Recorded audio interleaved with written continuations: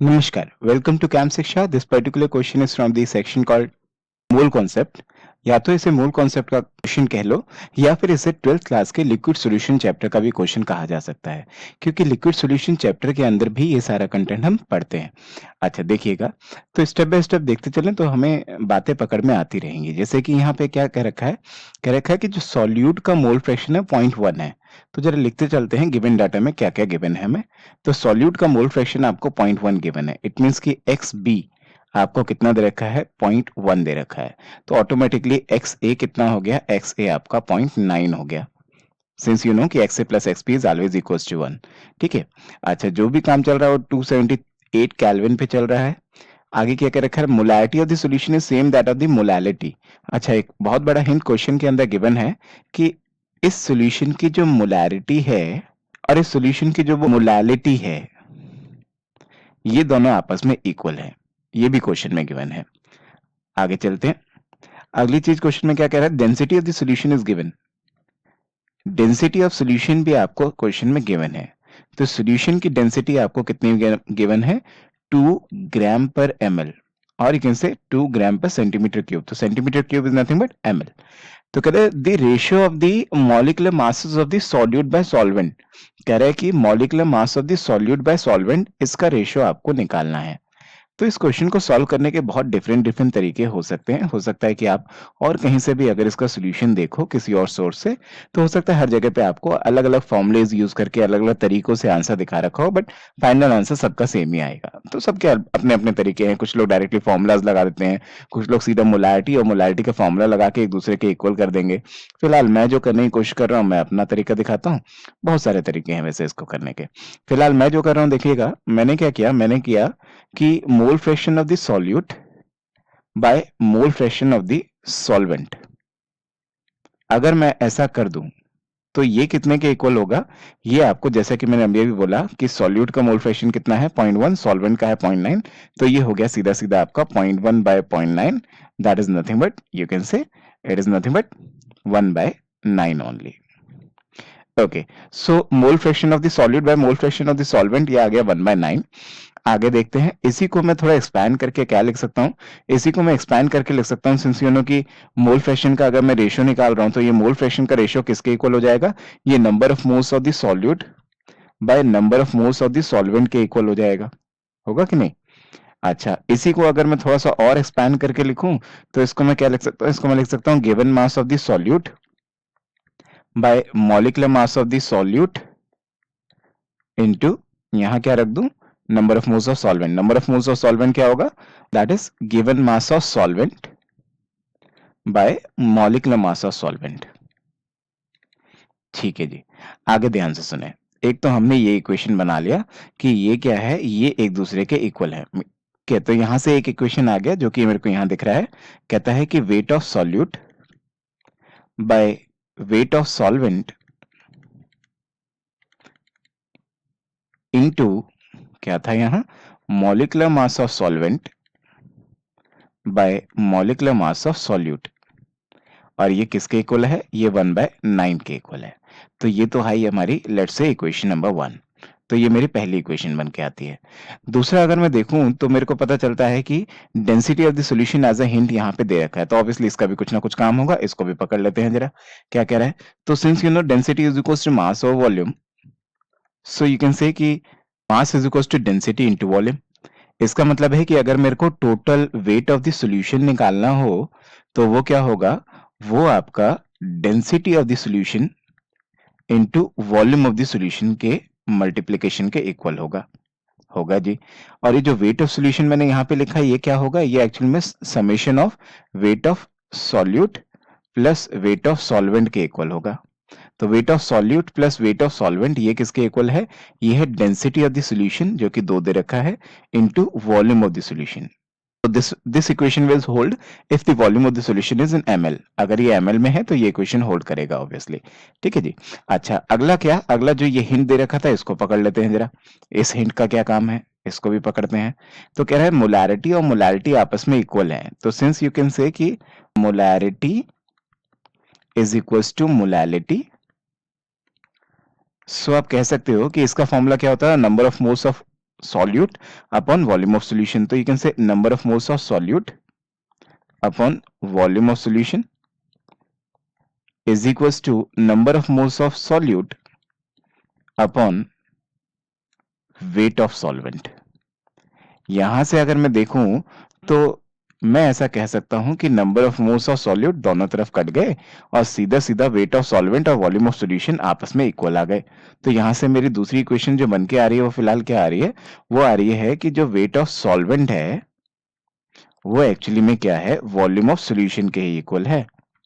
और यहां से if this is equation number 2, तो यहां से मेरे को पकड़ में आ रहा है, मैं यहां से सब्स्टिट्यूट कर दूं वॉल्यूम ऑफ सॉल्यूशन इसके अंदर। तो अगर मैं इसके अंदर वॉल्यूम ऑफ सॉल्यूशन सब्स्टिट्यूट कर दूं तो ये क्या हो जाएगा, weight of solvent is equals to हो जाएगा weight of solute plus weight of solvent divided by 2। On solving this you will get क्या, you will get weight of solvent is actually equals to weight of solute। ये निकल के आया ये सब solve करने से। तो ये सब सॉल्व करने से मेरे पास जो मेन बात पकड़ में आई वो ये पकड़ में आई। अब तो क्वेश्चन बहुत आसान है, अब क्या करना है, कुछ भी नहीं, ध्यान से देखिए क्या करना है। ये वाली इक्वेशन को जरा एक बार फिर से उठाऊं, इस वाली इक्वेशन को अगर मैं फिर से उठाऊं और यहाँ पे मैं कह दूं कि ये इक्वेशन क्या थी, मैं एक बार फिर से रीराइट करता हूं इसको, weight of solute by weight of solvent into molecular mass of solvent divided by molecular mass of solute, और ये इक्वल्स था 1/9 के। और सिंस यू नो अभी अभी आपने जो ये सॉल्व किया है वेट ऑफ सॉल्वेंट और वेट ऑफ सॉल्यूट आपस में इक्वल है, तो इन दोनों को आपस में मैंने काट दिया तो सीधे सीधे रेशियो आ गया। यही रेशियो तो मेरे को यहाँ निकालना था, बट एक फर्क है, यहाँ पे मेरे को molecular mass of the solute bye molecular mass of solvent निकालना था। अभी सॉल्वेंट बाय सॉल्यूट लिखा हुआ है, तो अगर ऑब्वियसली अगर आपको molecular mass of the solute bye molecular mass of the solvent निकालना है तो जस्ट इसका उल्टा हो जाएगा। इसका मतलब कि उसका आंसर सीधा सीधा कितना आ जाएगा, 9 आ जाएगा। So answer for this question must B 9। तो बहुत सारे तरीके हैं, बट मैंने इस तरीके से किया और आंसर 9 आ रहा है। और भी बहुत सारे तरीके हो सकते हैं, सीधा सीधा ऐसा एक फॉर्मूला भी होता है जिसमें मोल फ्रैक्शन का रिलेशनशिप होता है किसके साथ, मोलैलिटी के साथ, वो फॉर्मूला यूज करके भी ये क्वेश्चन सॉल्व हो जाएगा। So the final answer will be 9। This particular question is from IIT Advanced 2016 paper, and this question is from the section called liquid solution chapter. तो इसमें आपसे ये पूछ रहा है, कह रहा है कि mixture showing positive deviation from routes law, routes law से पॉजिटिव डेविएशन कौन दिखा रहा होगा इन चारों ऑप्शन में। तो ध्यान से सुनना मेरी बात, अगर आपको कभी ऐसा कहीं दिख रहा हो, किसी ऑप्शन में आपको ऐसा दिख रहा हो कि कहीं पे अट्रैक्शंस डोमिनेट कर रहे हो, अगर अट्रैक्शंस कहीं पे बढ़ रहे हो, आपको ऐसा कुछ नजर आ रहा हो, ए और बी के बीच में बहुत अच्छे अट्रैक्शंस हो, मतलब सॉलिड सॉल्वेंट के बीच में अगर बहुत अच्छे अट्रैक्शंस हो, तो ऐसे में ये दिखाता है नेगेटिव डेविएशन। अगर कोई ऐसा केस हो जिसमें ए और बी एक दूसरे से ज्यादा अट्रैक्ट होना ही ना चाहते हो, एक दूसरे से दूर दूर रहना चाहते हो, तो ऐसे में वो दिखाता है पॉजिटिव डेविएशन। तो इसका मतलब ये है कि हमें ये देखना पड़ेगा कि कहीं कोई अट्रैक्शंस या फिर रिपल्शंस यू कैन से, या फिर बोलो कि अट्रैक्शंस ना हो, ऐसा कोई केस दिख रहा है क्या। तो जैसे मेरे को देखो एक केस ये दिख रहा है सीधा सीधा, यहाँ पे फिनॉल है OH होगा और एनिलीन है NH2 होगा, तो इसका OH और इसका NH2 थोड़ा क्या करेगा, एक दूसरे से हाइड्रोजन बॉन्डिंग दिखा पाएगा। तो हाइड्रोजन बॉन्डिंग अगर वो दिखा पाएगा तो हाइड्रोजन बॉन्डिंग दिखाने की वजह से फोर्स ऑफ अट्रैक्शंस आ गए, उनके बीच में अट्रैक्शंस आ गए, तो ये नेगेटिव डेविएशन दिखाएगा। इसका मतलब ये वाला जो ऑप्शन है, ये ऑप्शन तो नेगेटिव डेविएशन का ऑप्शन है। एक तो मैंने आपको ये बताया, एक ये बेंजीन और टॉल्विन, ये तो मैं बार बार आपसे बोलता हूँ कि एनसीईआरटी की बुक उठाओ, एनसीईआरटी बुक में जितने भी आइडियल सॉल्यूशन के जितने भी एग्जांपल्स लिखे हैं एज इट इज उन्हें रट लो, उन्हें याद कर लो, उसके ऊपर बहुत क्वेश्चंस आते हैं, बहुत बार ऐसे क्वेश्चंस आते हैं और आगे भी आ सकते हैं कि इन चारों ऑप्शन में से कौन कौन आइडियल सॉल्यूशंस है। तो आइडियल सॉल्यूशन जो एनसीईआरटी में एग्जांपल्स है कम से कम उतने तो आप हमेशा याद रखो, उसके अलावा चाहे बेशक याद रखो चाहे ना रखो। तो बेंजीन टॉल्विन बहुत फेमस एग्जाम्पल है, ये बाकायदा आइडियल सॉल्यूशन का एग्जांपल है, ये आइडियल सॉल्यूशन है। आइडियल सॉल्यूशन ऑब्वियसली ना तो पॉजिटिव डेविएशन दिखाएगा ना नेगेटिव, ये तो आइडियल है। ठीक है, हमें कौन से ढूंढने, पॉजिटिव डेविएशन। पॉजिटिव डेविएशन के एग्जांपल्स अगर मैं आपको बताऊं तो मैंने ऐसा बोला कि सॉल्यूट सॉल्वेंट में ज्यादा अच्छे अट्रैक्शंस ना हो, जैसे कि ऑप्शन नंबर ए में अगर मैं आपको दिखाऊं, ऑप्शन नंबर ए में आपके पास है CCl4 और एक आपके पास है मिथेनॉल CH3OH। अगर आप देखो तो मिथेनॉल क्या है, मिथेनॉल एक अल्कोहल है जो कि अच्छा खासा एक पोलर कंपाउंड है, और अगर मैं CCl4 की बात करूं तो CCl4 आपका नॉन पोलर कंपाउंड है। और अगर मैं ये बात करूं तो अपनी केमिस्ट्री की बहुत सिंपल सी कहावत है कि लाइक डिजोल्व लाइक। पोलर में पोलर चीजें डिजोल्व हो जाती है, नॉन पोलर में नॉन पोलर चीजें डिजोल्व हो जाती है, लेकिन नॉन पोलर में पोलर, पोलर में नॉन पोलर डिजोल्व नहीं होता। इसका मतलब कि ये दोनों एक दूसरे में अच्छे डिजोल्व नहीं होंगे।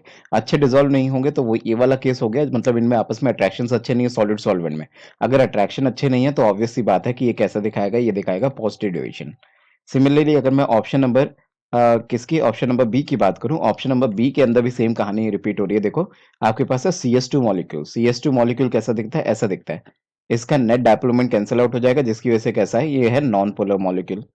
और दूसरा क्या दिखा रहा है, दूसरा दिखा रहा है आपको एसीटोन। एसीटोन दिखेगा कुछ ऐसा सा।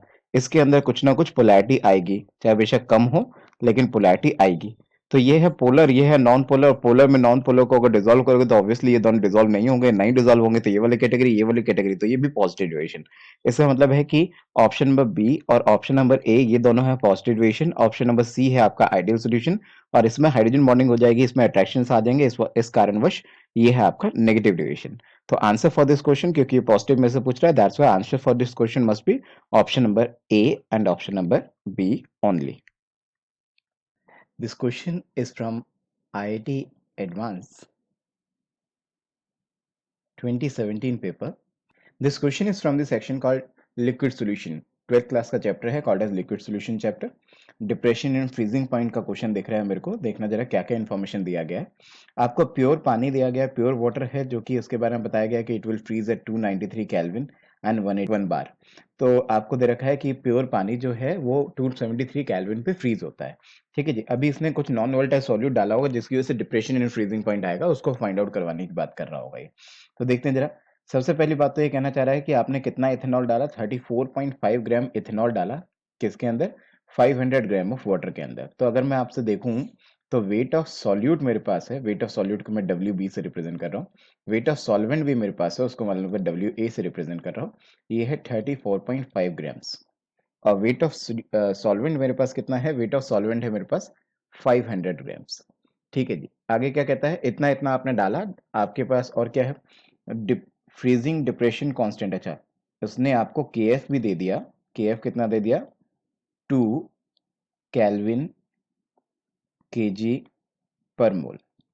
अच्छा जी, KF भी दे दिया, मॉलिक्यूलर KF भी दे दिया, and then molecular weight of ethanol भी दे रखा है।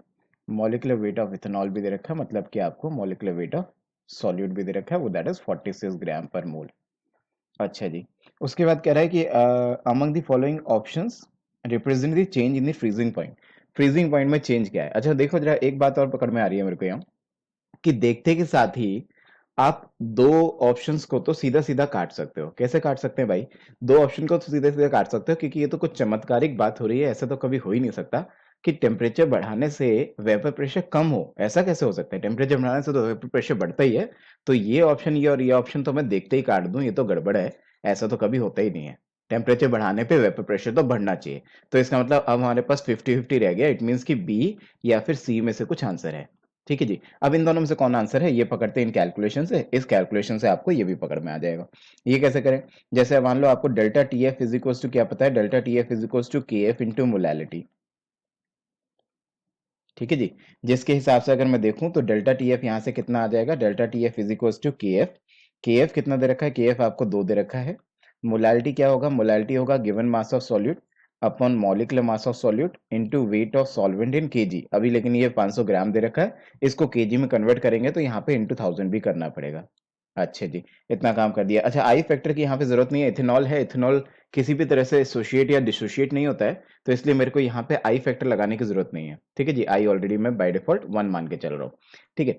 अच्छा, तो फिलहाल अगर हम चलें आगे तो इस कैलकुलेशन को करने की कोशिश करते हैं। डेल्टा TF तो वो कितना है, delta TF is equal to 2 into given mass कितना था 34.5, मॉलिक्यूलर मास कितना था 46, गिवन वेट कितना था इसका सॉल्वेंट का 500, और ये था आपका 1000। तो ये चीज सॉल्व करने पे अगर डेल्टा TF मैं निकालता हूं तो वो डेल्टा TF मेरे पास आ रहा है कितना, 3। मतलब 3 का फर्क आएगा। अगर अगर आपका जो प्योर पानी था उसका फ्रीजिंग पॉइंट अगर 273 केल्विन था, जो कि यहाँ पे मेरे को इस क्वेश्चन में गिवन भी था 273 केल्विन था, तो अभी डिप्रेशन इन फ्रीजिंग पॉइंट होगा नॉन वोलेटाइल सॉल्यूट डालने से। तो डिप्रेशन कितने का डिप्रेशन आएगा, 3 का डिप्रेशन आएगा। अगर 3 का डिप्रेशन आएगा तो आंसर क्या होना चाहिए, 270। मतलब कि 273 से डिक्रीज होके 3 का डिफरेंस आके अब 270 केल्विन पे जाके वो फ्रीज होगा। इट मीन्स कि यहाँ पे आपको सिर्फ इतना काम करना था कि प्योर वाला तो आपका पानी जो है वो 273 केल्विन पे फ्रीज हो रहा है, अभी जो सोल्यूशन है वो 270 पे फ्रीज होना चाहिए, लेकिन ये 271 लिखा है। यहाँ पे अगर देखें तो 273 पे प्योर वाला फ्रीज हो रहा है, लेकिन ये सोल्यूशन 270 पे फ्रीज हो रहा है। इसका मतलब क्या है? इसका मतलब मेरा डेल्टा टीएफ जो है वो यहाँ से यहाँ तक का ये है डेल्टा टीएफ। तो डेल्टा टीएफ मेरा कितना जा रहा है? 273 से 270 पे। It means correct option will be option number C. This particular question is from IIT advance 2020 paper. तो जेई एडवांस 2020 पेपर 2020 का ये क्वेश्चन है। This question is from the section called liquid solution chapter, जो हम 12th class में पढ़ते हैं।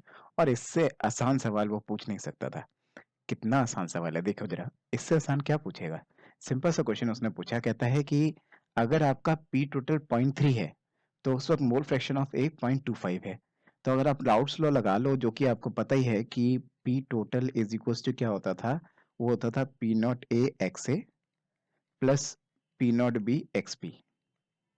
जहां आपका पी टोटल, तो पी टोटल है कि total pressure, P not A क्या होता था? Pure vapour pressure of pure A. P not B क्या होता था? Vapour pressure of pure B. ठीक है ना? जैसे कि इसने पूछा है, इसने पूछा क्या है? Vapour pressure of pure B. एक तरफ से उसने आपको पी नॉट बी पूछ रखा है, तो P not A P not be दोनों हम निकाल लेते हैं, आ जाएगा। ठीक है जी। तो ये पी नॉट बी उसने आपसे पूछ रखा है। Similarly vapour pressure of pure A अगर आपसे कहता तो वो पी नॉट ए होता। ठीक है जी, हमें पी नॉट बी बताना है। अच्छा जी, दे क्या रखा है? जब ये 0.25 है एक्स से, तो उस वक्त आपके पास पी टोटल कितना है? वो उस वक्त आपके पास पी टोटल है 0.3।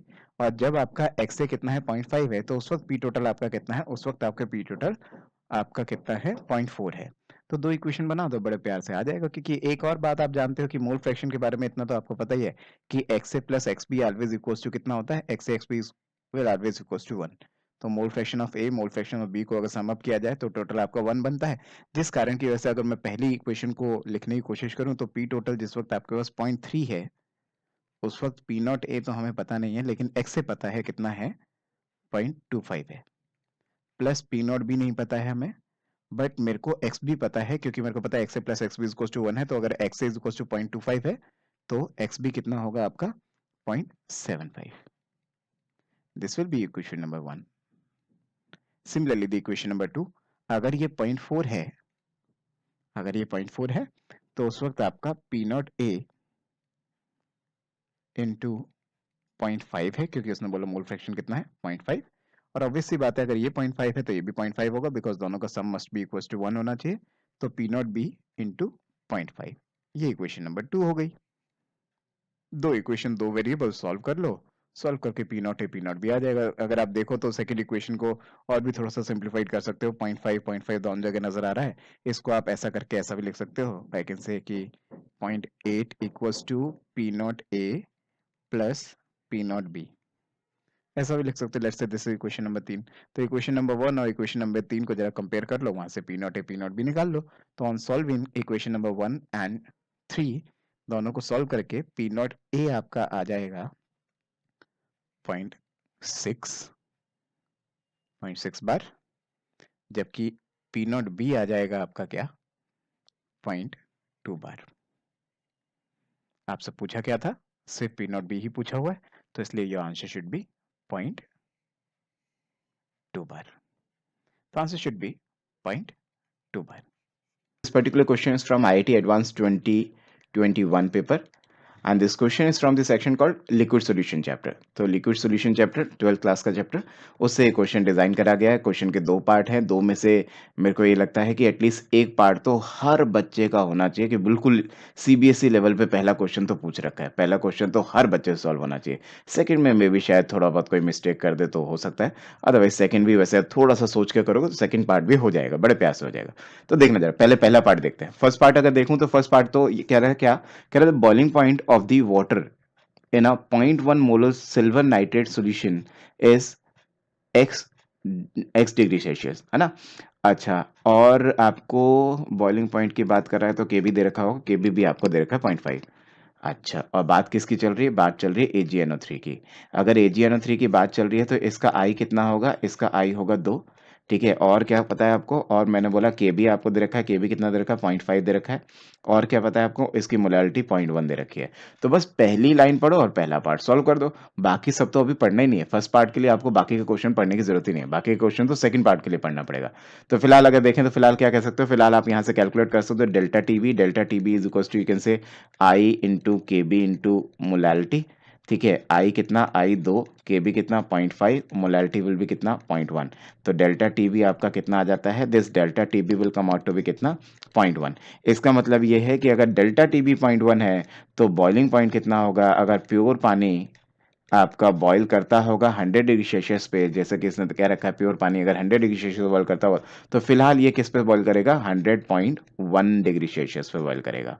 तो ये फर्स्ट पार्ट का आपका आंसर आता है। फर्स्ट पार्ट का आंसर मैं यहाँ पे लॉक करता हूँ, this will be 100.1 degree Celsius. Okay, so अब आ जाते हैं पार्ट 2 ऑफ द क्वेश्चन के सेकंड पार्ट पे। तो कह रहा है कि to this solution of A किस चीज का सॉल्यूशन था, लिख लेता हूं मैं, ए था AgNO3 का सॉल्यूशन। कह रहा है to this solution of A you have to add BaCl2, कह रहा है ना, an equal amount of 0.1 molar aqua solution of BaCl2 is added to make a new solution of B. तो इन दोनों का जो मिक्सचर बना, न्यू सॉल्यूशन जो बना, दोनों का कंबाइन होके दैट विल बी बी। तो जो ए था वो तो ये है, और ए का बॉइलिंग पॉइंट इतना आ रहा है, तो कह रहा है मिक्सचर का बॉइलिंग पॉइंट कितना होगा, शायद ऐसा कुछ क्वेश्चन होगा, आगे पढ़ते हैं। तो कह रहा है कि नया सॉल्यूशन बी बना, the difference in the boiling point of the water in the two solution A and B is, अच्छा ठीक है, कह रहा है कि यहाँ पे जो आपके पास ए पॉइंट आया, मतलब फर्स्ट पार्ट का जो आपने बॉइलिंग पॉइंट निकाला वो इतना आया, सेकंड पार्ट का भी बॉइलिंग पॉइंट निकाल दो और दोनों के बॉइलिंग पॉइंट को सब्सट्रैक्ट करके फाइनल आंसर बताओ कितना आ रहा है। ये क्वेश्चन है आपका। तो देखते हैं, चेक कर लेते हैं और क्या क्या दे रखा है आपको, देखो, और आपको ये केबी की वैल्यू पता है, ये तो मैंने देख ही लिया, 100 डिग्री सेल्सियस दे रखा है, ये भी देख लिया। Density of the solution A and B are same as that of the water and the soluble salt dissociate completely. Okay okay, तो मतलब ये टूटेगा, ये टूट के AgCl बनाएगा, और AgCl तो आपको पता है प्रेसिपिटेट होता है, ये तो सॉल्युबल है नहीं। और कह रहा है जो सॉल्युबल सॉल्ट है उसको मान लेना कि वो 100% टूट गया। अच्छा, density of the solution of A and B are same as density of water. तो इसका मतलब है कि इस सिचुएशन पे अगर डेंसिटी दोनों की सेम दे रखी है, तो इस सिचुएशन में मोलैरिटी को मोलैलिटी के इक्वल भी कह सकता हूँ, मोलैरिटी और मोलैलिटी आपस में इक्वल ही है, ऐसा भी बोल सकते हैं, कह सकते हैं। अच्छा, बैलेंसिंग करूं तो यहाँ पे 2 लगाना पड़ेगा, यहाँ पे मेरे को 2 लगाना पड़ेगा। अभी जरा मैं आगे चलूं क्वेश्चन में, तो ऐसा कह सकता हूँ कि initially at point 1 at point t is equal to 0, initially आपके पास 0.1 अगर ये पड़ा है, 0.1 ये पड़ा है। अच्छा, 0.1 मोलर दे रखा है, मैं इसको मोलर मोलर की जगह मोलर भी बोल सकता हूँ, मोलैरिटी मोलैरिटी सेम ही मान के चल लो इस क्वेश्चन में, क्योंकि सिंस डेंसिटी सेम दे रखा है। तो आप इसे 0.1 v कह लो, और कह लो इतने मोल्स पड़े हुए, इतने मोल्स कह लो। तो 0.1 वी वॉल्यूम से ही मल्टीप्लाई कर दिया, इक्वल वॉल्यूम आर मिक्स ना, तो 0.1 वी इसका डाला, 0.1 वी इसका डाला, तब ये 0 0 थे। अच्छा, अगर इसके 2 मोल है, इसका 1 मोल है, तो ये हो गया लिमिटेड एजेंट। तो since this is limited agent, तो आफ्टर रिएक्शन ये तो पूरा खत्म हो जाएगा, और अगर इसके 2 मोल से इसका 1 मोल रिएक्ट कर रहा है, तो इसके 0.1 से इसका रिएक्ट कर जाएगा, और ये बच जाएगा आपका 0.05 वी।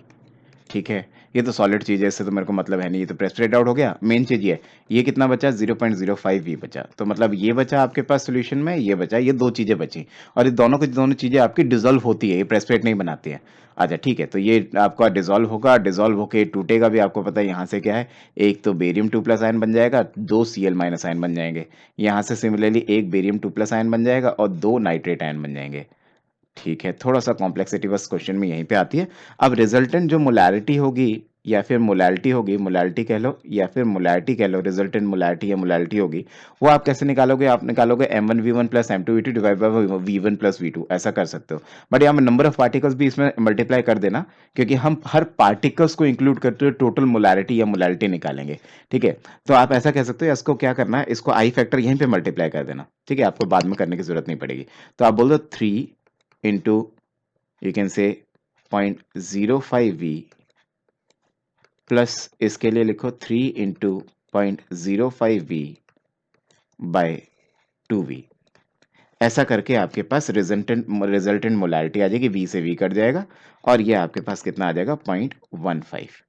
तो रिजल्टेंट मोलैरिटी या रिजल्टेंट मोलैलिटी आपके पास कितनी आ गई 0.15। अच्छा, अब नया फिर से फ्रेश फॉर्मूला लगाएं डेल्टा टीबी का, delta TB is equal to K B into molality. अच्छा, अब मैं अब यहाँ पे आई फैक्टर नहीं यूज कर रहा हूँ क्योंकि मैं आई ऑलरेडी यहाँ पे कंसिडर कर चुका हूँ। सिंस मैंने यहाँ पे 3 से मल्टीप्लाई पहले ही कर दिया, तो मैं यहाँ पे अब आई नहीं लगा रहा हूँ। ठीक है, तो delta TB is equal to K B into molality. तो delta TB is equal to K B into molality. K B आपका कितना दे रखा था? के बी 0.5 दे रखा था। मोलालिटी आपका 0.15 दे रखा था। इसके हिसाब से अगर देखा जाए तो ये आपका कितना आ जाता है? ये आपका आ जाता है 0.075। ठीक है, इसका मतलब है कि अब जो नया बॉइलिंग पॉइंट होगा, वो नया बॉइलिंग पॉइंट कितना होगा? नया बॉइलिंग पॉइंट होगा नए सॉल्यूशन का 100.075 डिग्री सेल्सियस, 75 डिग्री सेल्सियस। तो नया बॉइलिंग पॉइंट तो इतना आया, पुराना इतना आ रहा था। आपसे फाइनली क्वेश्चन में क्या पूछ रहा है? कह रहा है the difference in boiling point of the water in two solution will be कितना, और जो भी आएगा वो इस फॉर्म में लिख लेना, y इंटू 10⁻³ अच्छा ठीक है, लिख लेंगे। देखो देखो क्या कह रहा है आपसे? कह रहा है कि इनके बीच का डिफरेंस बताओ। तो 100.1 माइनस 100.075, इनके बीच का डिफरेंस लिखो पहले तो कहता है डिफरेंस कितना आएगा? ये डिफरेंस आएगा 0.025। ठीक है, कह रहा है इसको थोड़ा सा इस रूप में लिखो, 2.5 इंटू 10⁻² बन जाए। तो कह रहा है फिर फाइनली आपके पास ये वैल्यू कितनी आई? तो ये वैल्यू कितनी आई? 2.5 आ गई। ठीक है, तो इस तरह से आपका दोनों पार्ट सॉल्व हो जाते हैं। तो बड़े ध्यान से, थोड़ा सा बस यहाँ पे हल्का सा ट्रिकी है, इसको आपको थोड़ा सोच के करना पड़ेगा, बाकी तो पार्ट सॉल्व हो ही जाता है। तो ये जो आपके पास फाइनली आएगा, ये कितना आ जाएगा? ये 2.5 आएगा। तो this will come out 2.5, this will come out to be कितना? 100.1 degree Celsius. This particular question is from IIT Advanced 2015 paper and this question is from the section called Liquid Solution Chapter। तो वैसे तो ये Liquid Solution Chapter का question है, लेकिन इस question में आपको थोड़ा बहुत आपको कोऑर्डिनेशन कॉम्प्लेक्स वाले चैप्टर का भी फंडा यहाँ पे दिखेगा। बल्कि मैं तो ऐसा कहूँ कि अगर लिक्विड सॉल्यूशन, कोई ऐसा बच्चा है जो स्टेप बाय स्टेप चैप्टर्स पढ़ रहा है और उसने अभी तक लिक्विड सॉल्यूशन चैप्टर पढ़ा है, कोऑर्डिनेशन केमिस्ट्री चैप्टर नहीं पढ़ा है, तो उससे ये क्वेश्चन सॉल्व नहीं होगा। क्यों? क्योंकि जब तक आपको ये कोऑर्डिनेशन कॉम्प्लेक्स वाली बात, ये वाली बातें ना पता हो कि यहाँ जो फंडेज यूज होने हैं वो आपको नहीं पता होंगे, तब तक आपसे ये क्वेश्चन सॉल्व नहीं होगा। तो इसलिए दोनों ही चैप्टर्स का एक रफ नॉलेज आपको होना चाहिए, तभी आप इसको सॉल्व कर पाओगे, अदरवाइज आप सॉल्व नहीं कर पाओगे। जैसे कि अगर मैं आपको बताऊं, तो इसने क्या क्या दे रखा है? देखो, मोलैलिटी दे रखी है आपको किसी एक्व सॉल्यूशन की, फ्रीजिंग पॉइंट दे रखा है तो ऑब्वियसली डेल्टा टीएफ निकल जाएगा, केएफ दे रखा है, तो यहाँ से ऐसा करने पे आपके पास क्या आ जाएगा? ऐसा करने से आपके पास यहाँ से आई आ जाएगा। देखो जरा मैं निकाल के भी दिखाता हूँ, आप चाहो तो निकाल के देखो। Delta T F is equal to, आपको पता है क्या होता है? होता i into K F into molality, यही तो होता है। अगर यहाँ से आप डेल्टा टी एफ की वैल्यू रख दो, तो ये कितनी थी? माइनस का 0.0558, वो हो जाएगा कितना? प्लस 0.0558। ऐसा क्यों कर दिया मैंने? क्योंकि एक्चुअली डेल्टा टी एफ निकालोगे तो कितना होगा? प्योर पानी कितना कब फ्रीज होता है? 0 डिग्री सेल्सियस पे। तो आप बोलोगे 0 माइनस माइनस का 0.0558, तो माइनस माइनस प्लस हो जाएगा, तब ये प्लस हो जाता है। यहाँ पे रख दो आई, यहाँ पे रख दो आपके के एफ की वैल्यू, मोलैलिटी की वैल्यू। तो ऐसा करने से आई निकाल लो, यहाँ से आई आपका 3 आ गया। अभी तक हमारे लिक्विड सॉल्यूशन चैप्टर से जो हमारा फंडा था वो तो क्लियर हो गया, लेकिन आंसर नहीं आया। आंसर के लिए तो हमें कोऑर्डिनेशन कॉम्प्लेक्स वाला चैप्टर भी हमारा क्लियर होना चाहिए। ये क्या कह रहा है? ध्यान से सुनना। ये कह रहा है कोबाल्ट 3+ है, जिसका क्लोराइड आपके पास है COCl3, और इसके साथ कुछ अमोनिया है। वो अमोनिया नहीं बता रहा है कितने हैं, लेट्स से कुछ एक्स अमोनिया है। ठीक है जी, इतनी बात आपको बताइए। तो कह रहा है ये जो कैलकुलेशन आई है, इस कैलकुलेशन की हेल्प से आप बताओ कि एग्जैक्ट फॉर्मूला क्या है इसका, और फिर एग्जैक्ट फॉर्मूला निकालने के बाद आप ये बताओ कि ये जो कोऑर्डिनेशन कॉम्प्लेक्स हम इस तरह से बनाते हैं, इसके अंदर कितने क्लोरीन पड़े हैं और बाहर कितने पड़े हैं। ये अंदर वाले पूछ रहा है, the number of chloride ion in the coordination sphere, अंदर कितने क्लोरीन पड़े हैं। तो कुछ एक्स मान लो अंदर पड़े होंगे, वाई बाहर पड़े होंगे, टोटल मिला के 3 ही होंगे। तो 3 में से हो सकता है एक अंदर पड़ा हो, 2 बाहर पड़े हो सकता है 2 अंदर पड़ा हो, 1 बाहर पड़े हो सकता है तीनों के तीनों अंदर हो सकता है तीनों के तीनों बाहर हो, वो देखना पड़ेगा हमें। ठीक है जी। अच्छा, तो इसके लिए आपको क्लियर क्या होना चाहिए? आपको इतनी सी बात जरूर पता होना चाहिए कि आपके पास कोई कोऑर्डिनेशन स्फीयर है, वो जब एक्व सॉल्यूशन में जाता है तो किस तरह से डिसोशिएट होता है। तो जैसे फॉर एग्जांपल मैं आपको एक एग्जांपल लेके बताऊं, K4 एफिशिएंसी से मान लो। तो K4 एफिशिएंसीज को जब आप एक्व सॉल्यूशन में डालोगे ना, तो ऐसा करने से इसके K+ आयन अलग चले जाएंगे और ये स्क्वायर ब्रैकेट वाली स्पीशीज अलग चली जाएगी। इसका मतलब है कि स्क्वायर ब्रैकेट के अंदर जो कैटायन आयन है ना, वो नहीं टूटते। Square bracket as it is आपका यहाँ पे आपको नजर आएगा। तो ये क्या, ये इतने पार्टिकल्स में टूट जाएगा। सिंस आपका K4 एफिशिएंसी कितने पार्टिकल में टूट गया? 4K+ और एक ये स्फीयर, जिसकी वजह से इसको कोऑर्डिनेशन स्फीयर बोलते हैं। तो एक ये और 4 ये, मतलब कितने? 5 चीजों में टूट गया। तो इसका आई कितना आ रहा है? 5 आ रहा है। अब यहाँ से रिलेट करते हैं क्या, ये तो मैंने एग्जांपल दिया था, जस्ट ऐसे ही एक्स्ट्रा एग्जांपल दिया था। अब आते हैं अपने वापस इस क्वेश्चन पे और क्वेश्चन से इसको रिजेंबल करने की कोशिश करते हैं, इसको कनेक्ट करने की कोशिश करते हैं।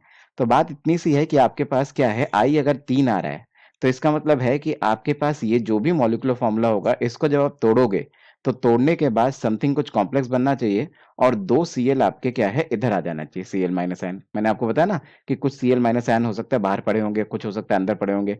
तो इसने क्या पता लग गया यहाँ से ये पता लग गया कि अगर I 3 आ रहा है तो 2 Cl-n बाहर होंगे और 1 Cl आपका अंदर होगा। इतना आपको पता चलना चाहिए। तो आंसर तो वैसे यहीं से आ गया कि 1 Cl अंदर है और उसने यही पूछा नंबर ऑफ Cl अंदर कितने हैं कोऑर्डिनेशन स्फीयर के। तो कोऑर्डिनेशन स्फीयर के अंदर एक ही Cl है, आंसर तो हमें मिल गया, आंसर तो 1 है। वैसे अगर आप एग्जैक्ट फॉर्मूला ढूंढना चाहो तो एग्जैक्ट फॉर्मूले ढूंढने के लिए आपको एक एक्स्ट्रा बात और पता होनी चाहिए कि कोबाल्ट 3+ आयन जब कॉम्प्लेक्स बनाता है तो उसके आसपास 6 चीजें जुड़ती हैं। तो अगर आपको यहाँ पे देखना है तो एक तो यहाँ से Cl आ गया और अमोनिया कितने होंगे, फिर 5 अमोनिया होंगे। इट मीन्स ये क्या है, ये एग्जैक्ट फॉर्मूला क्या होगा, यहाँ पे होंगे 5 अमोनिया, 1 Cl और 2 Cl बाहर पड़े होंगे। एग्जैक्ट फॉर्मूला क्या होगा, वो होगा CO NH3 Cl और यहाँ Cl2। इसको जब आपने एक्वा सॉल्यूशन में तो डाला ना तो ये 2 Cl अलग चले जाएंगे और एक कोऑर्डिनेशन स्फीयर अलग चला जाएगा। आप चाहो तो इसके ऊपर चार्ज भी लगा लो, सिंस 2 Cl माइनस आयन जा रहे हैं तो ये 2+ होगा। ठीक है ना। तो ये आपका बन के आया। अब इसमें इसने पूछा नंबर अंदर कितने क्लोराइड्स पड़े हुए हैं, तो एक क्लोराइड पड़ा है, that's why the answer for this question must B 1। Advance 2019 का क्वेश्चन है। क्वेश्चन में क्या कहता है, जरा एक बार ध्यान से पढ़िएगा। कहता है the mole fraction of urea in an aqua solution containing 900 gram of water is 0.05. If the density of the solution is 1.2 gram per ml, centimeter cube is nothing but called as ml. तो 1.2 gram per ml, calculate the molarity of the solution. Given data में आपको क्या क्या दिया है, आपको देता है molar mass of the urea is 60 gram per mole and water is 18 gram per mole respectively. एक बार लिख लेते हैं जरा कि उसने क्या क्या चीजें आपको गिवन डाटा में दे रखी हैं। तो आपको दे रखा है molar mass of urea. Urea होता है C double bond O NH2 is equals to 60 gram per mole. किसी क्वेश्चन में अगर यूरिया का मॉलिक्यूलर मास नहीं दे रहा होगा तो वो आपको कैलकुलेट करना होगा, इसलिए मैंने बता दिया। Now the molar mass of water, जो कि आपको ऑलरेडी पता है, is equals to 18 gram per मोल। इसके बाद आप करते हो कि let the weight of the urea is equals to x gram, जो कि हमें क्वेश्चन में निकालना होगा। And the weight of the water, जो सॉल्वेंट है उसका वेट आपको दे रखा है, weight of the solvent H2O is equals to 900 grams. एक बहुत बड़ा हिंट क्वेश्चन में दे रखा है, दैट इज मोल फ्रैक्शन दे रखा है यूरिया का। तो यूरिया का मोल फ्रैक्शन अगर आप निकालोगे तो mole fraction of urea is equals two moles of urea divided by total moles, that is moles of urea plus moles of water. Moles का फॉर्मूला आप जानते हो, given mass upon molar mass होता है। तो यहाँ से मोल्स ऑफ यूरिया निकाला जा सकता है। ये हमने यहाँ से 0.05 सब्स्टिट्यूट किया है। Moles of urea is equal to given mass of molecular mass, given mass of urea s grams और मोलर मास आपको 60 ग्राम पर मोल दे रखा है। तो यहाँ पे हमने रखा x/60 divided by x/60 plus moles of water. Moles of water is equal to 900 gram divided by 18 gram per mole. That will come out to be 900 divided by 18. यहाँ से if we calculate the x, तो यहाँ से आपको x की value मिल जाएगी। तो x will come out to be 157.9 ग्राम, जिसको हम ऑलमोस्ट राउंड ऑफ करके मैं आपसे कह सकता हूँ कि 158 ग्राम हम लोग इसको मान लेते हैं। इससे थोड़ा सा कैलकुलेशन इजी हो जाएगी, आराम से हो जाएगा और अप्रॉक्सीमेटली आंसर हमारा वहीं पहुंचेगा जहाँ पे पहुंचना चाहिए था। ऐसा हम कर लेते हैं। अभी आपके पास सब कुछ आ चुका है तो यहाँ से वेट ऑफ सोल्यूशन निकाला जा सकता है। वेट ऑफ सॉल्यूट भी पता है और सॉल्वेंट भी पता है। तो weight of solution is nothing but equals to weight of urea plus weight of water. और हमें दोनों की वैल्यू पता है, तो weight of solution is equals to weight of urea जो कि है 158 अभी अभी निकाला, plus weight of water 900 gram दे रखा था। सम अप किया and the total will come out to be 1058 grams. अभी हमें क्या निकालना है, अभी हमें निकालना है डेंसिटी ऑफ सॉल्यूशन। उसके लिए एक हिंट दे रखा है आपको, सॉरी वॉल्यूम ऑफ सॉल्यूशन निकालना है, उसके लिए आपको density of solution as a hint दे रखा है। तो since density equals to mass over volume, तो volume is equals to mass over density. तो volume of solution is equals to mass of solution divided by the density of solution. इनकी value substitute करेंगे तो volume of solution आ जाएगा। तो mass of solution हमने substitute किया 1058 okay gram divided by 1.2 gram पर ml। और अगर देखें तो ग्राम से ग्राम कट जाएगा और यहाँ से वॉल्यूम ऑफ सॉल्यूशन आ जाएगा, बट वॉल्यूम ऑफ सॉल्यूशन ये आपका ml में आ रहा है। It will come out to be equals to 1058 divided by 1.2 ml। इसको लीटर में कन्वर्ट करना पड़ेगा हमें, तो 1058 डिवाइडेड बाय 1.2 जो ml में था उसको डिवाइड बाय 1000 कर दूंगा तो आई विल गेट इन लीटर। ऐसा करने से मेरा वॉल्यूम लीटर में आ गया। बस अब तो फाइनली हमें मोलैरिटी निकालना है, सब कुछ हमें पता है। तो मोलैरिटी का फॉर्मूला लिखा, molarity is equals to weight of solute that is urea divided by molar mass of solute that is molar mass of urea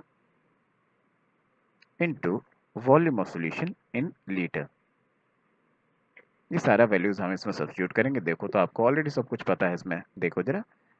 wait of urea 158 gram, molar mass is 60 gram per मोल, और volume of solution ये इस रखा है, इसको इसमें substitute कर दिया। ये सब कुछ सब्स्टिट्यूट करने के बाद आपकी मोलैरिटी आ जाएगी। एक बार सब्स्टिट्यूट करते हैं, is equals to 158 grams divided by 60 gram per mole into 1058 divided by 1.2 whole divided by 1000 litre. ये सब कुछ कैलकुलेशन करने पे मोलैरिटी का वैल्यू आ जाएगा। तो कैलकुलेट किया तो molarity will come out to be 2.98 molar, 2.98 molar. और यहाँ पे छोटा सा हमने अप्रॉक्सीमेशन लिया था, उसकी वजह से हो सकता है 2.98 आ रहा हो। अगर मैं अप्रॉक्सीमेशन नहीं लेते हो सकता है 2.99 आ जाता। तो इतना मैटर नहीं करता है, हमारा आंसर अप्रॉक्सीमेटली सही आया है, that is 2.98। Thank you. The question is from IIT Advanced 2018 paper. आसान सा क्वेश्चन है लिक्विड सॉल्यूशन चैप्टर से।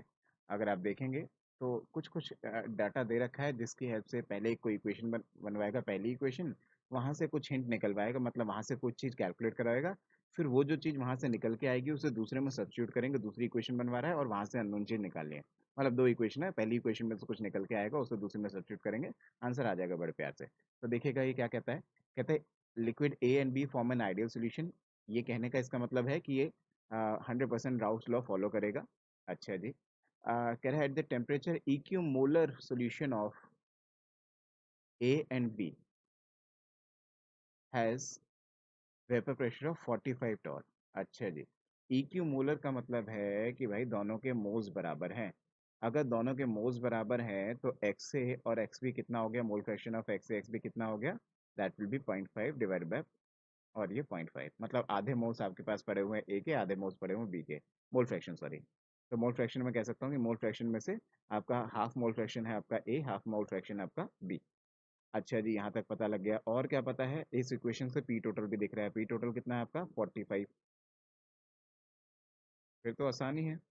क्या दे रहा है देखो, इसने आपको बोला पहली इक्वेशन बनाई P total is equal to Raoult law लगाओ, P not A X A plus P not B X B.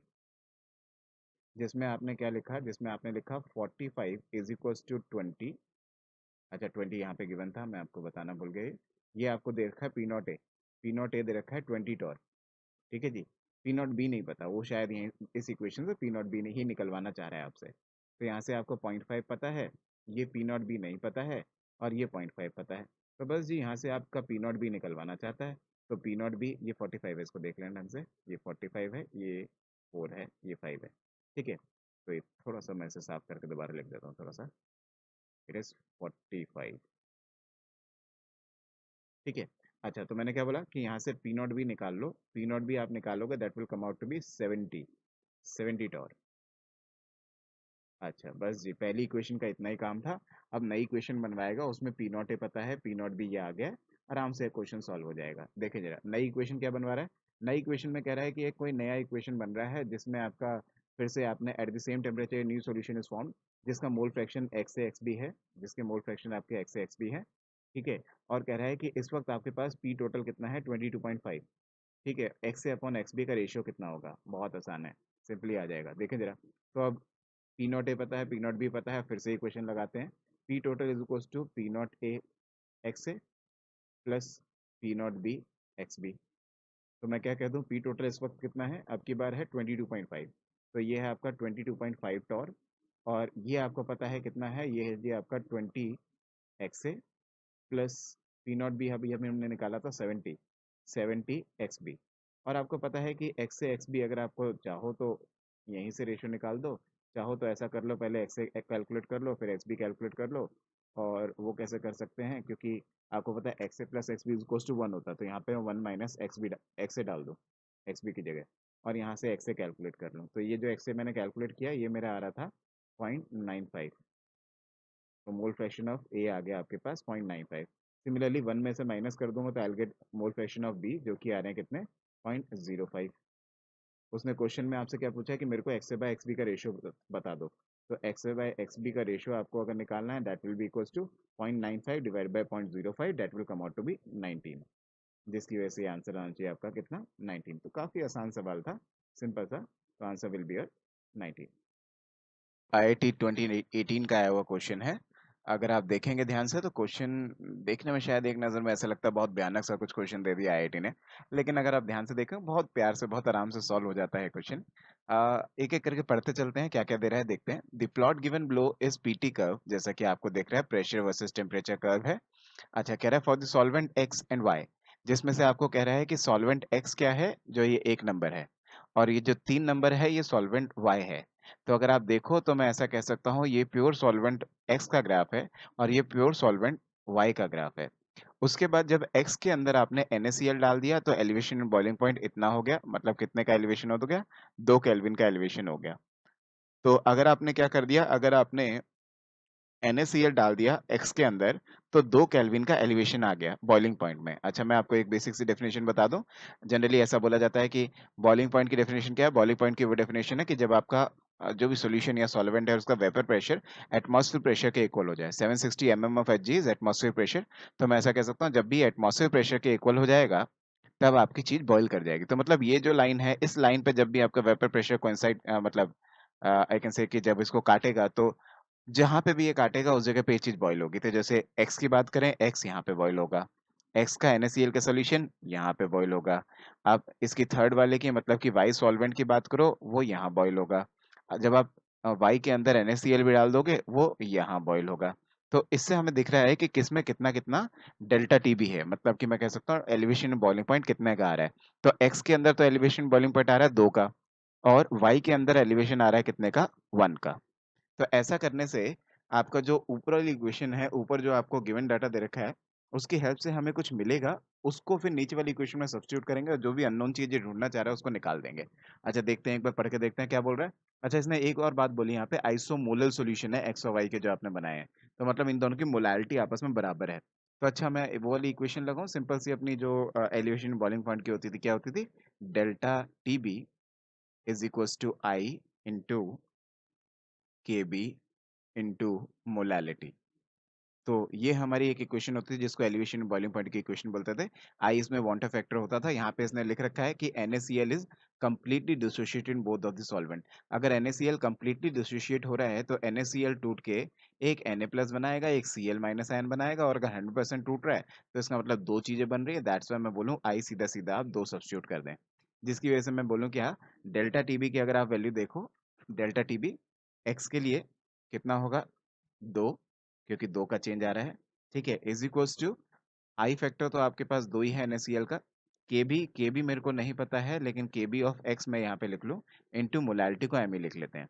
फिर उसके बाद दूसरी इक्वेशन क्या बनी, दूसरी इक्वेशन बनी y के लिए। If it is equation number 1, equation number 2 will be about y के लिए एलिवेशन कितना आया, 1 केल्विन का एलिवेशन आया, इज इक्वल्स टू आई, इसके लिए भी NaCl का 2 बोला जाएगा, इसको मैं बोलूंगा के बी ऑफ y, और मोलैलिटी इसकी भी m है, जिसकी वजह से मैं कह सकता हूँ अगर मैंने दोनों इक्वेशन को डिवाइड कर दिया, फिर आई will divide the equation number 1 by equation number 2, I will gate कि के बी ऑफ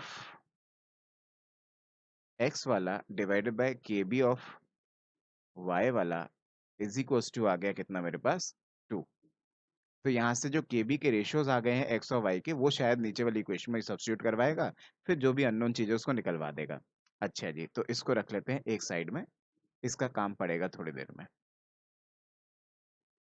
अच्छा जी, करना शुरू करते हैं, देखते हैं नीचे वाली बातों को पढ़ना शुरू करते हैं। एक बार नीचे क्या लिखा है, on addition of the equal number of moles of non volatile solute S in equal amount of the, equal amount मतलब equal kg of the solvent. अच्छा जी, उसने number of moles of solute भी बराबर कर दिया और सॉल्वेंट का वेट भी बराबर कर दिया, तो ऑब्वियसली दोनों की मोलालिटी अभी भी बराबर है। तो जो सेकंड इक्वेशन बनवा रहा है उसमें भी दोनों की मोलालिटी, दो सॉल्यूशंस है, दोनों को सॉल्यूशंस की मोलालिटी वो आपको सेम दे रहा है। कह रहे the elevation in boiling point of X is 3 times the elevation in boiling point of Y. कह रहा है कि TB of X is equals to 3 times the TB of Y. तो दूसरी इक्वेशन में यहाँ पे आपसे कह रहा है कि हमें गिवन है केस 2 में, जो नया केस बना हमारा, नीचे जो लिखा हुआ है ये केस 1 अगर इस मान लें पहले वाला केस को, तो इसमें कह रहा है कि इसमें आपको गिवन क्या है, पहली बात तो मोलैलिटी आपस में बराबर है दोनों की, एक्स और वाई की, तो मोलैलिटी आपस में इक्वल है, तो इक्वल मोलैलिटीज हैं एक तो। दूसरी बात क्या गिवन है भाई, दूसरी बात आपको गिवन है कि आई कैन से कि elevation in boiling point of X मतलब कि delta T B for X is 3 times the delta T B of Y, ये गिवन है जी। अच्छा जी, आगे कह रहा है S is known to undergo dimerisation the solvents. अच्छा जी, एस का डाइमरेशन हो रहा है, मतलब डाइमरेशन मतलब ये है जैसे मान लो आपके पास कोई दो चीज हो 2A, वो आपस में डाइमराइज होके A2 बन रही है। तो ऐसे में जब हम स्टोइचियोमेट्री लगाते थे अपना जो इक्विलिब्रियम का, हम लोग आइस टेबल बनाते थे कि इनिशियली क्या हो रहा है देन एट इक्विलिब्रियम क्या हो रहा है, तो वो अगर आप देखोगे तो आई कैन से कि at time T is equal to 0, अगर इसकी कंसंट्रेशन 1 है तो ये 0 है, और at equilibrium I can say कि अगर ये टूटा कुछ अल्फा, तो this will be your alpha by 2। जैसे यहाँ पे बोलोगे तो अगर 1 - 2 अल्फा बने टूटेगा तो यहाँ पे अल्फा बनेगा, तो वही उसी को मैंने डिवाइड बाय 2 करके लिख दिया है कि अगर इसमें से अल्फा जाएगा तो ये अल्फा बाय 2 बनेगा। ठीक है ना, जनरली इसी तरह से इक्वेशन लिखी जाती है सो दैट कि अल्फा अल्फा के बाद कुछ मल्टीप्लीकेशन में ना रहे। ठीक है ना। अच्छा, तो इस तरह से मैंने लिख दिया। अगर आप देखो यहाँ से आई फैक्टर निकालना हो तो आई फैक्टर क्या होगा, दिस प्लस दिस, मतलब क्या होगा 1 - अल्फा प्लस अल्फा बाय 2। ऐसा करने से आई क्या आ जाएगा, 1 - अल्फा बाय 2। तो ऐसा करने से मेरे को आई की इक्वेशन मिल गई कि दोनों का आई क्या क्या है। उसमें से आपसे कह रहा है आगे कि degree of dissociation of Y is 0.7। Y के लिए तो अल्फा आपके पास 0.7 है, आपको एक्स का अल्फा निकालना है। अच्छा जी, तो मैं क्या करता हूँ, मैं एलिवेशन बॉइलिंग पॉइंट की फिर से इक्वेशन लिख लेता हूँ दोनों के लिए एक बार। मैं लिख लेता हूँ कि delta T B of X is equals to क्या है, 1 - अल्फा बाय 2, यही अल्फा हमें निकालना है क्वेश्चन में, into K B of X वाला इंटू मोलैलिटी। और दूसरी इक्वेशन क्या लिख लूं, delta T B of Y is equals to 1 - इसका अल्फा कितना दे रखा है 0.7, तो 1 - 0.7 divided by 2 into K B of Y into molality. दोनों इक्वेशन को अगर आपने डिवाइड कर दिया तो ऐसा करने से if it is equation number 3, if it is equation number 4, क्योंकि 1 और 2 में पहले ही मान चुका था। अच्छा, तो if it is equation number 2, 3 and 4, if I will divide 3 by 4, I will get क्या, delta T B of X upon delta T B of Y. और मेरे को ये पता है कि delta T B of X is 3 times of delta T B of Y, that's why इन दोनों का रेशियो किसके बराबर आ जाएगा, 3 के बराबर आ जाएगा। इसको मैं लिखूँ 1 minus alpha by 2 divided by, इसको मैं 1 minus 0.7 divided by 2 will come out to be 0.62। और K B of X divided by K B of Y, ये हम पहले ही निकाल चुके हैं किसके, 2 के इक्वल है, तो यहाँ पे मैं 2 सब्स्टिट्यूट कर दूंगा और मोलालिटी से मोलालिटी कटी जाएगा, वो बराबर है। तो बस यहाँ से सब कुछ आपको पता है, बस अल्फा नहीं पता है, यहाँ से अल्फा कैलकुलेट कर लो। Alpha will come out to be कितना, 0.05। तो क्वेश्चन के अंदर आपको क्या पूछा था, आपको वही जो एक्स सॉल्वेंट है आपका, उसका जब आपने देखा सॉल्यूशन बना तो उसका आपका अल्फा कितना होगा, वो क्वेश्चन में पूछा हुआ है। तो हमने एक तरह से वही कि जो भी आपका एक्स सॉल्वेंट है उसका अल्फा निकाल दिया। ठीक है ना, तो अल्फा की वैल्यू क्या आ जाएगी, आंसर क्या आ जाएगा, answer will be 0.05। Thank you. IIT advance 2019 का आया हुआ क्वेश्चन है। क्वेश्चन में क्या बोलता है, जरा पढ़ लेते हैं एक बार। क्वेश्चन में आपसे कह रहा है कि सॉल्यूट नॉन वोलेटाइल है, 0.5 ग्राम है, नॉन आयनिक है, और सॉल्वेंट क्या है, सॉल्वेंट 39 ग्राम है, जो कि सॉल्वेंट आपका बेंजीन है। और डिप्रेशन कितना हो रहा है प्रेशर में, वेपर प्रेशर में 650 mm ऑफ एच से जा रहा है 640 mm ऑफ एच। बताना क्या है, बताना है आपको depression in freezing point of benzene. Molar mass benzene का आपको गिवन है 78 ग्राम पर मोल, और के एफ आपको गिवन है 5.12। तो जरा डेटा को सब्सटीट्यूट करने की कोशिश करते हैं। आपको इसने क्या दिया है, आपको इसने दिया है depression in freezing point. Depression in freezing point का मैंने फॉर्मूला लिखा, वो होता है P not minus P S upon P S, that is vapor pressure of pure solvent minus vapor pressure of the solution divided by vapor pressure of the solution is equals to I, that is want of factor, divided by mole fraction of solute. Mole fraction of solute होगा number of moles of solute divided by total number of moles. लेकिन उस total number of moles में से generally number of moles of solute को neglect कर देते हैं, तो इफेक्टिवली ये रह जाता है number of moles of solute divided by number of moles of solvent. जब मैं ये सारी वैल्यूज इसमें डालता हूँ तो ये डालता हूँ 650, ये डालता हूँ इसको 640, इसको करता हूँ 640, इसको रखता हूँ 1, आई की वैल्यू 1 है। 1 क्यों बोल रहा हूँ, क्योंकि इसने यहाँ पे बोला नॉन आयनिक सॉल्यूट है। और number of moles of solute solvent अगर डालूँ तो सॉल्यूट के नंबर ऑफ मोल्स डालने के लिए 0.5 ग्राम पता है, डिवाइडेड बाय मोलर मास इसका नहीं पता, तो गिवन मास अपन मॉलिक्यूलर मास करके आपने नंबर ऑफ मोल्स निकाल लिए। सॉल्वेंट के आपको गिवन मास भी पता है और उसका मॉलिक्यूलर मास भी पता है, तो यहाँ से आप m कैलकुलेट कर सकते हो, जो कि एक्चुअली क्या है, मोलर मास ऑफ सॉल्यूट है। तो जो आपको सॉल्यूट दिया गया था उसका मोलर मास मैंने यहाँ से कैलकुलेट कर लिया 64 ग्राम पर मोल। अब इसको यूज़ करके जो ये डेल्टा टी एफ निकलवाना चाहता है वो हम आराम से निकाल देंगे। डेल्टा टी एफ का आपने फॉर्मूला पढ़ा होगा कि delta T F is equals to क्या होता है, is equals to K F into molality. एक बार लिख देते हैं जरा, डेल्टा टी एफ तो आपको निकालना ही है, के एफ की वैल्यू आपको 5.12 दे रखी है। मोलैलिटी का फॉर्मूला क्या होता है, given mass upon molecular mass, जो कि आपका 64 आ चुका है, into wait of solvent in KG. लेकिन मेरे को वेट ऑफ सॉल्वेंट एक्चुअली में किसमें पता है, 39 ग्राम्स, उसको केजी में करने के लिए मेरे को डिवाइडेड बाय 1000 भी करना पड़ेगा, इसलिए यहाँ पे 1000 से मल्टीप्लाई कर दिया मैंने। ठीक है, 39 divide by 1000 will be wait of solvent in KG. ये मैंने सब्स्टिट्यूट किया तो डेल्टा टी एफ जो मेरा आ रहा है, वो डेल्टा टी एफ मेरा आता है 1.02। बस फाइनली आपको क्वेश्चन में पूछा था कि डेल्टा टी एफ कितना होगा, तो आंसर होगा 1.02। Thank you. This particular question is from IIT advance 2017 paper. अगर आप ध्यान से क्वेश्चन को देखोगे तो question is from the section called liquid solution.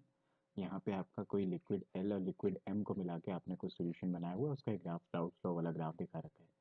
तो अगर आप देखेंगे तो सबसे पहले जैसे कि यहाँ पे आपको दिख ही रहा है कि जेड पॉइंट के बारे में बहुत बात हो रही है। तो हम जरा पहले ये देख लेते हैं जेड पॉइंट है क्या।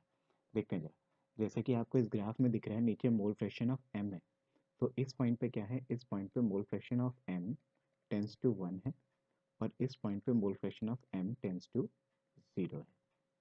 और ये ऑब्वियस सी बात है कि अगर m और l का अगर आपस में सॉल्यूशन बना हुआ है तो इस पॉइंट पे l टेंस टू 1 होगा और इस पॉइंट पे l टेंस टू 0 होगा। तो अगर आप ध्यान से देखो तो कह रहे हैं the point z represent the vapour pressure of pure m। तो क्या ये z पॉइंट प्योर m को रिप्रेजेंट कर रहा है? यहाँ तो m खत्म हो चुका है, m 0 है। ये तो बल्कि प्योर l को रिप्रेजेंट कर रहा है। समझ रहे हो मेरी बात? तो इसलिए देखते के साथ ही ऑप्शन नंबर ए को काट दिया, क्योंकि ये प्योर एम को नहीं बल्कि प्योर एल को रिप्रेजेंट कर रहा है। तो ये कह रहा है प्योर एल को रिप्रेजेंट कर रहा है, ये भी कह रहा है कि प्योर, अच्छा यहाँ पे भी कह रहा है प्योर एम को रिप्रेजेंट कर रहा है, तो इसे भी काट दिया हमने। तो ए और सी तो सीधा सीधा कट गए, क्योंकि ये प्योर एम को रिप्रेजेंट नहीं कर रहा है बल्कि प्योर एल को रिप्रेजेंट कर रहा है। बाकी और भी पढ़ लेते हैं। प्योर एल को रिप्रेजेंट कर रहा है Raoult's law is obeyed when X L tends to 1, that is mole fraction of L tends to 1। सही बात है भाई, इस जगह पे mole fraction of L tends to 1। तो अगर हम राउट्स लॉ वाला ग्राफ बनाने की कोशिश करें, यहाँ से ऐसे स्ट्रेट लाइन खींचे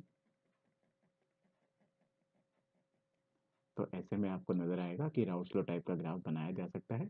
और इस जगह पे इस पॉइंट पे एक्सएल टेंस टू 1 है। ये इस बिल्कुल स्टेटमेंट सही है, इसका बी ऑप्शन। तो बी स्टेटमेंट इज करेक्ट। बाकी बात करते हैं लास्ट स्टेटमेंट की। ए और सी तो मैंने पहले से ही काट दिया, सी को मैं पढ़ भी नहीं रहा क्या है ये। सी स्टेटमेंट, डी स्टेटमेंट अगर देखें तो कह रहा है attractive force, attractive intermolecular interaction between L L पे। अच्छा, ये एक्चुअल में क्या पता है क्या कह रहा है? ये कह रहा है कि यहाँ अगर आप देखो तो आपको क्या नज़र आ रहा है? आपको दिख रहा है कि राउट्स लॉ के हिसाब से अगर ग्राफ ऐसा आना चाहिए था, तो ये ग्राफ राउट्स लॉ के हिसाब से वेपर प्रेशर उससे ज़्यादा आ रहा है। इट मीन्स कि यहाँ पे मेरे को ये नज़र आ रही है एक बात, कि यहाँ पे क्या रिप्रेजेंट कर रहे हैं? पॉजिटिव डेविएशन रिप्रेजेंट कर रहा है। और अगर मैं आपको बताऊं तो पॉजिटिव डेविएशन और नेगेटिव डेविएशन की कंडीशन होती थी।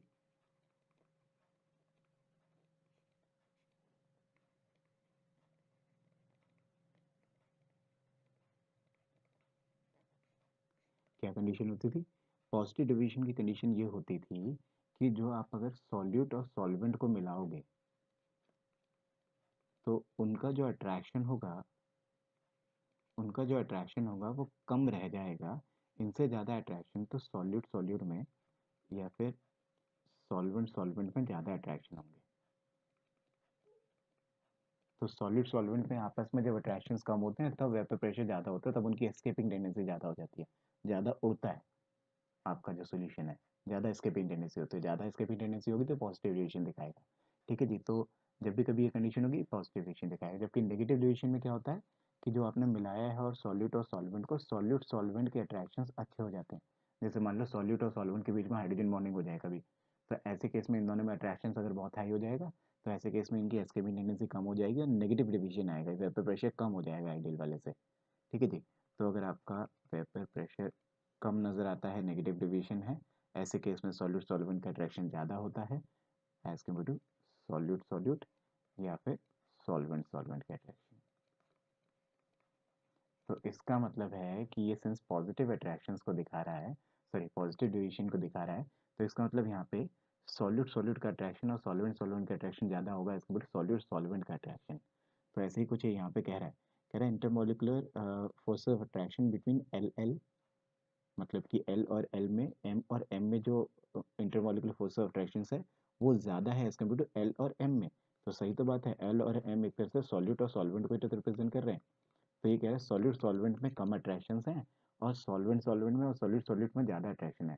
तो सही है, पॉजिटिव डिवीजन है, पॉजिटिव डिवीजन की ये कंडीशन होती है। यही कंडीशन उसने स्टेटमेंट बना के यहाँ पे लिख दिया। तो इसका मतलब है कि इसका ऑप्शन नंबर डी भी करेक्ट है। इजी क्वेश्चन है वैसे, अगर आप देखोगे थोड़ा सा दिमाग लगाओ, बहुत आसानी से ये क्वेश्चन सॉल्व हो रहा था। ठीक है जी। तो आराम से अगर देखें तो इसका option number B and D हमें एज आंसर मिल जाता है।